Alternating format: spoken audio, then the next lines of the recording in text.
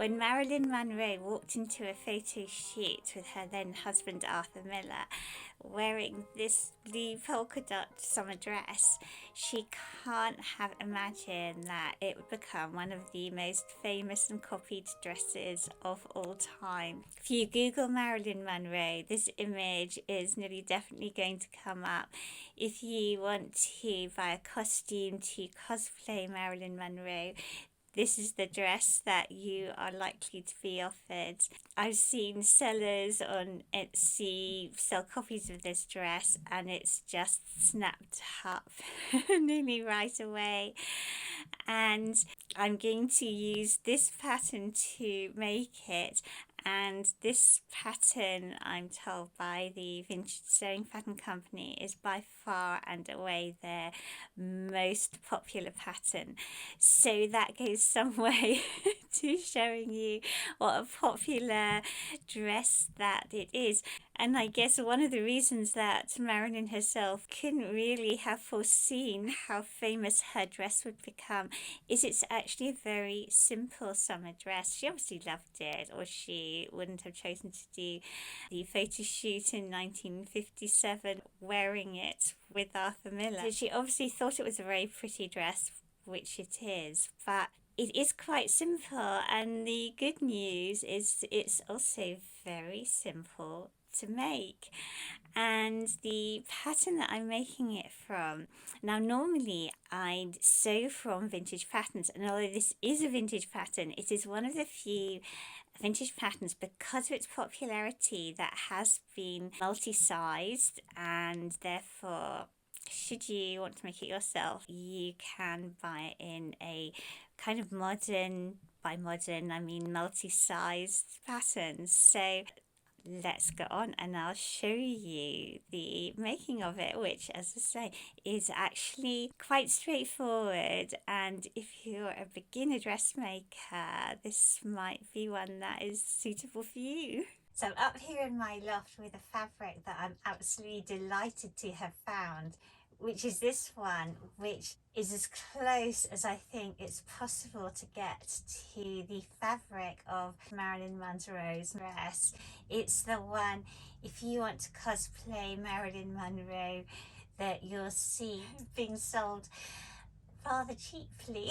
Hate to think what the fabric's like in all those cosplay shops, but this is a gorgeous, as you can see, powder blue cotton, lovely fabric from Fabric Godmother, who you might know specialises in dead stock fabrics to stop them going into landfill. So wonderful, sustainable company and selling beautiful quality fabrics.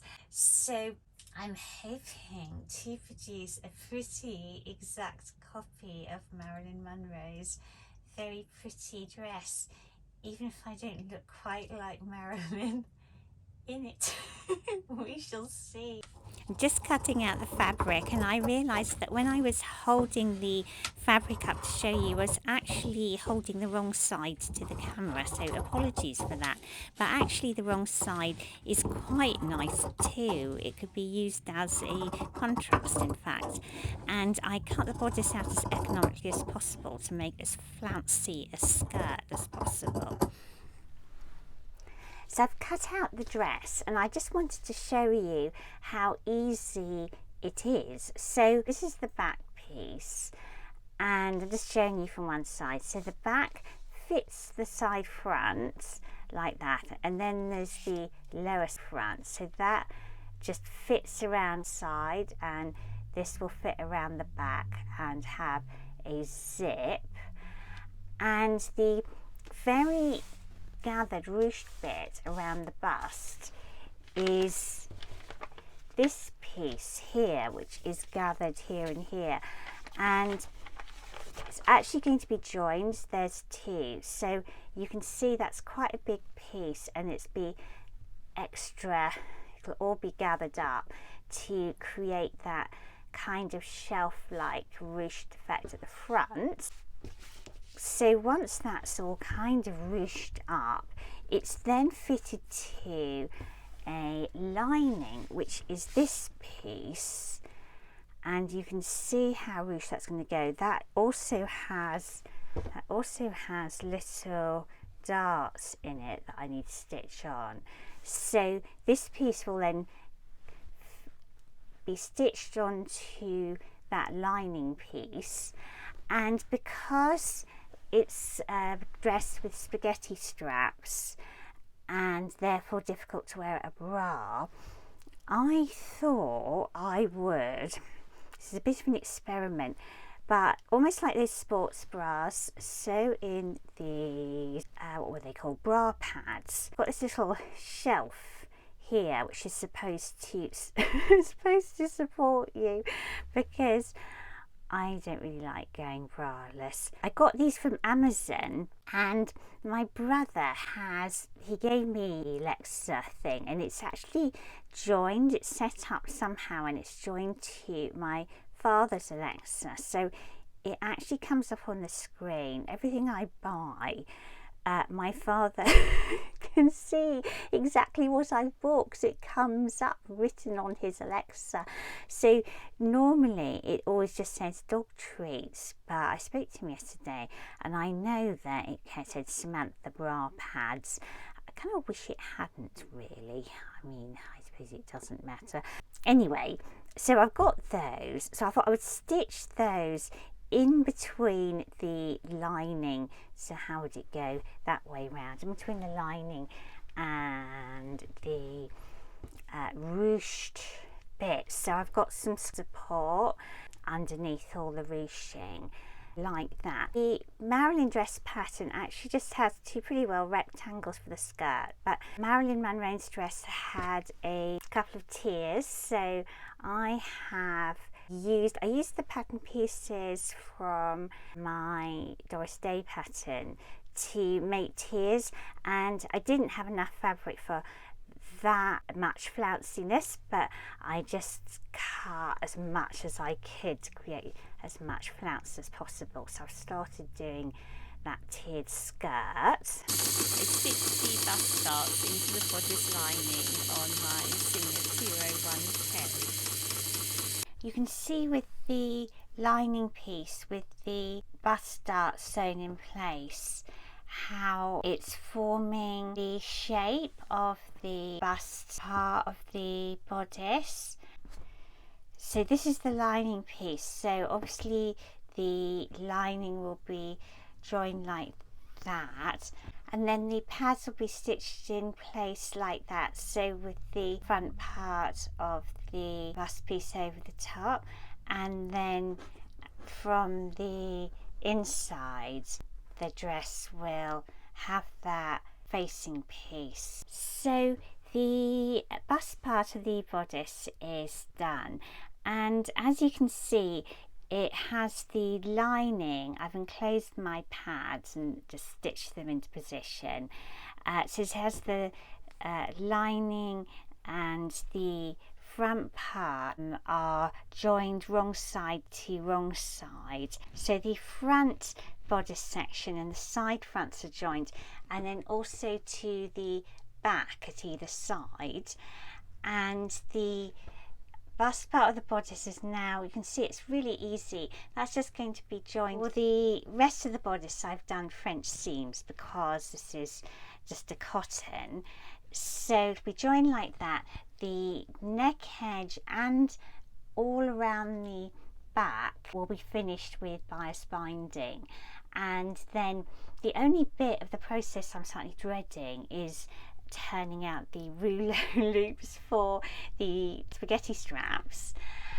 And then with that joined, the skirt will obviously be joined along the waistline here, and a zip will join the back, and that is all there is to the making of this dress. The one thing I would say is that this pattern, which was an original pattern but has, because of its popularity with the Ridge Sewing Pattern Company, it has been properly graded for modern sizes.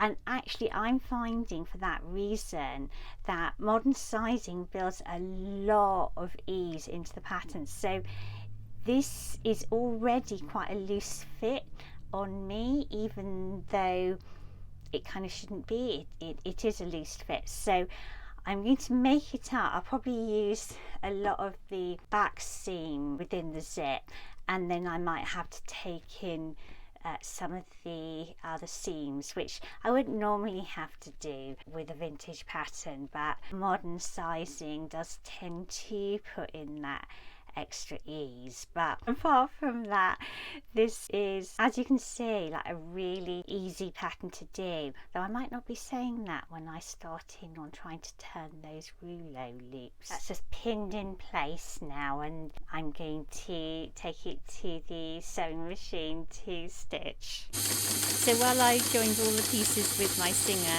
I had first gone round all the edges with the serger or overlocker. So I just wanted to show you a little excerpt of the struggle with the rouleau turner, because when I watch tutorials on this on YouTube, thinking surely it can't be as awful as I think it is, usually somebody says, oh, it's just a little tricky working it over the end, and then in 2 seconds they've done it and they've pulled it through. And I'm just showing you that I too can do that, so long as I edit out about half an hour of struggle. Believe me, it wasn't quite as easy as I'm making it look there. And while Marilyn's dress used white piping, I decided to use rickrack braid along the seam lines of my skirt and bodice. And here is the dress, and as you can see, it really is just a very simple summer dress. I'm just climbing on a little stone to try to show you the full length of the dress with the flounce around the hem. And I think I might put... Oops, I just fell off my stone.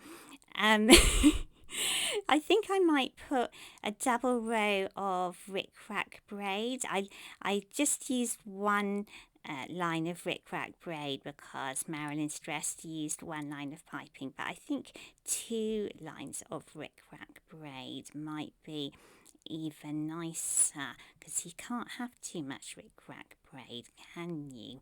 No.